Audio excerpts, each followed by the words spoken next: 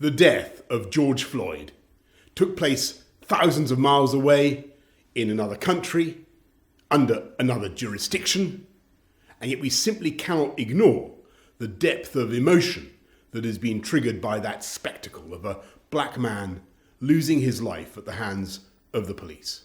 In this country and around the world, his dying words, "I can't breathe," have awakened an anger and a widespread and incontrovertible, undeniable feeling of injustice.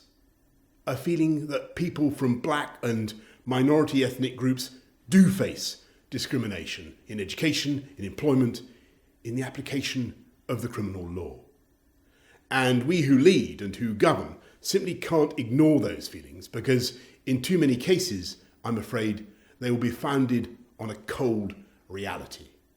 Yes, I'm proud to lead the most ethnically diverse government in the history of this country, with 2 of the 4 great offices of state held by a man and a woman of Indian origin. And yes, I'm proud of the work I began to lead more than 10 years ago to recruit and promote more young black people in the police and other walks of life. This country has made huge strides. I remember the 1970s and the horror of the National Front. I truly believe that we are a much, much less racist society than we were. In many ways, we're far happier and better.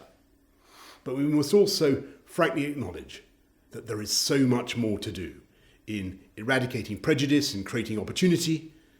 And the government I lead is committed to that effort. And so I say, yes, you're right. We're all right to say Black Lives Matter.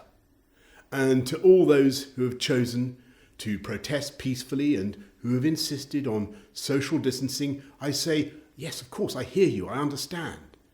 But I must also say that we are in a time of national trial, when for months this whole country has come together to fight a deadly plague.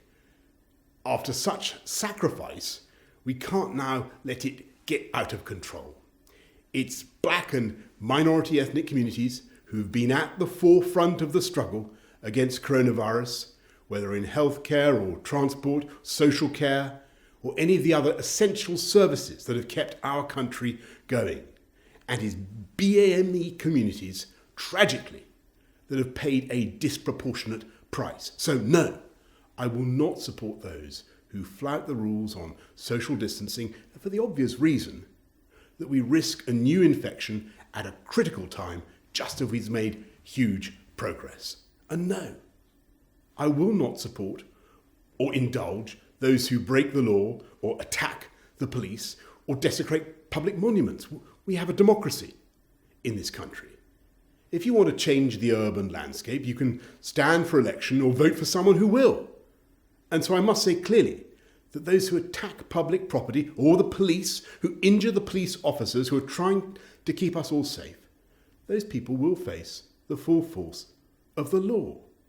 Not just because of the hurt and damage they're causing, but because of the damage they're doing to the cause they claim to represent. They're hijacking a peaceful protest and undermining it in the eyes of many who might otherwise be sympathetic. And as a society, we can and must do better.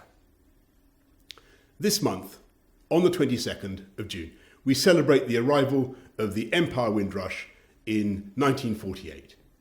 And we remember the contribution of the Afro-Caribbean workers in the NHS and across all public services who helped to rebuild this country after the war. And today, once again, we face a great task to relaunch this country after coronavirus.